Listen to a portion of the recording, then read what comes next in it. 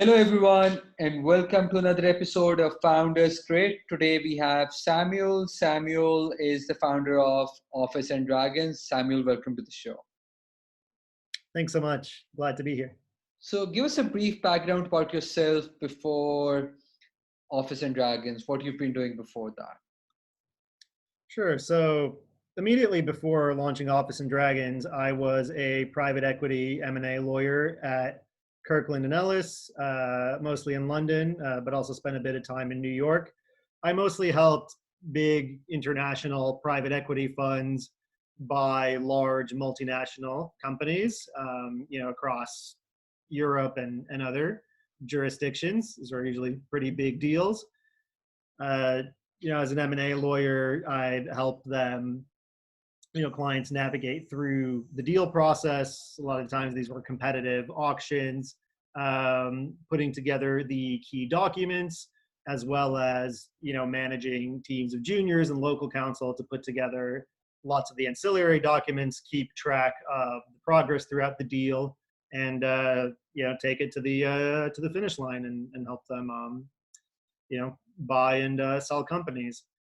Before I started at Kirkland and Ellis, my background, I actually started my undergraduate career learning engineering, where I first learned programming and things like that. Got interested in other things, eventually went to law school, but I think it helped me bring that engineering kind of background, a sort of different mindset to my practice, and is why I eventually did leave to start Office and Dragons. Got it. And how's the journey been so far in regards to, there's a difference between doing your own startup compared to working for a corporation. So how's the journey been? What were the early days like, building the team, product market fit, getting the early customers, keeping the customers happy, how's it been so far for you? Yeah, it's been a, intense, crazy, very unpredictable journey.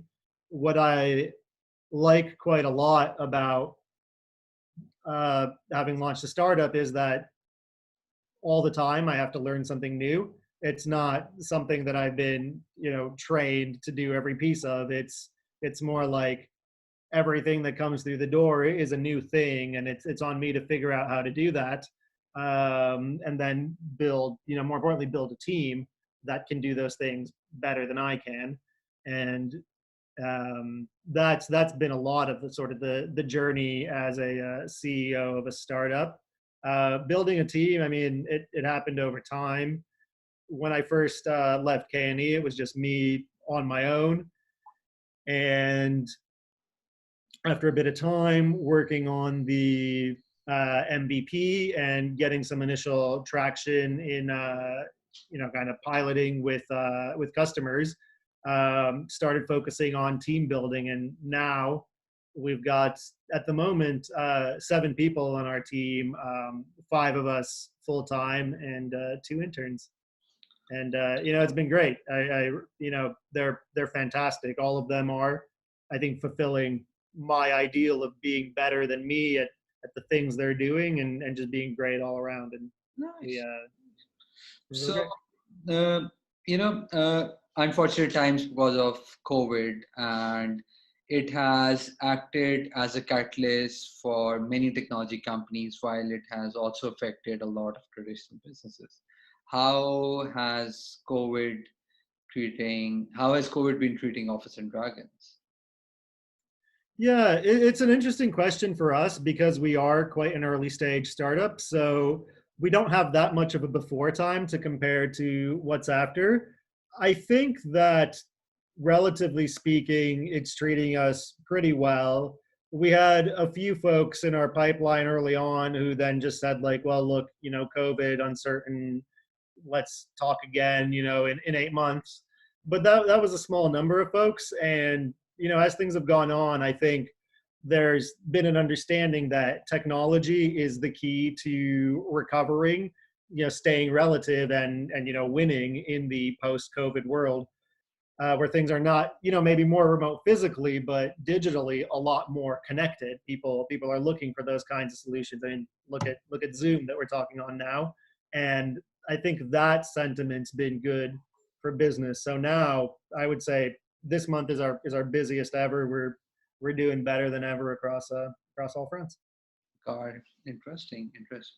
And how are you able to keep track? Being a founder, you have to wear multiple hats from working with the technology team towards the content team, the creative team, uh, reporting to investors if you have external investors, client relationships, and then Mhm. also keeping intact the mental health. Yeah. So, so how are you coping with it? What's your day like? Waking up like 4:30 a.m. or hitting the gym, doing 100 push-ups, or what is it like?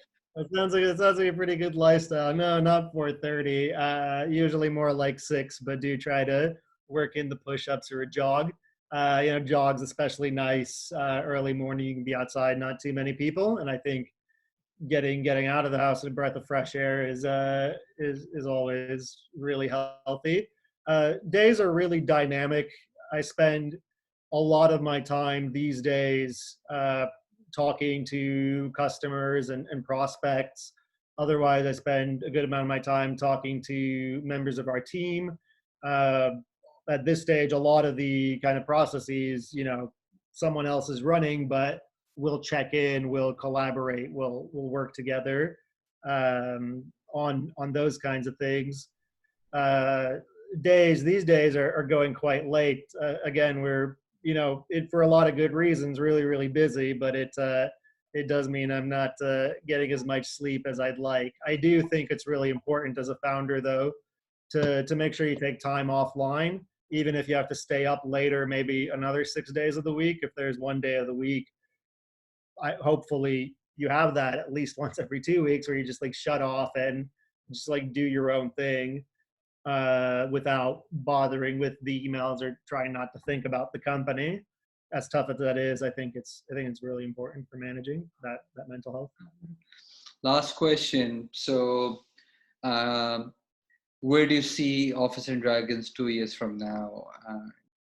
That's the main one.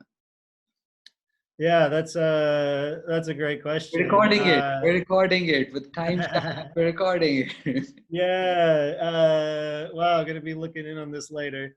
I think 2 years from now, we would probably be at around the stage that we're raising or have just raised our Series A. So that would probably mean a couple things. I think that means our team is quite a bit bigger, not huge, but I would imagine at least twice the size it is now, full of an equal caliber of fantastic people to those we have now. Hopefully still tight knit with an even stronger culture than we have today, built up over time. In terms of sales, by that time, I'd expect us to have we're mostly focused on enterprise sales. We're an enterprise SaaS company. So I would say by then we'd expect at least $1 million in ARR and at least 10 large enterprise customers. We're also currently exploring with smaller customers. So a number of smaller customers on our platform too, although we're sort of in the early stages of that exploration. Our product, I think, is going to come quite far. Our roadmap starts with sort of the workflow automation piece. That's what we're doing in the first place. But as I mentioned before, there's a bigger trend right now, which is about collaboration. And the next step is taking our particular way of automating deal workflows, which is based on principles from engineering, particularly separating the data or the key terms from the bunch of different documents and thousands of pages it goes in. Yeah. So putting that up on a platform for lawyers, clients, other advisors come together and take away all the frictions from collaboration, automate that workflow, and use that structured data we capture to learn and feed into the next deal, allowing those deal professionals to capture and deliver their expertise at scale across all the deals that they do. Got it. Got it. Now, Samuel, good luck with everything, and hopefully we'll keep on hearing amazing news from Office and Dragons. And good luck and stay safe. Thank you so much for taking the time. Thanks so much. You too. Thanks so much for having me on.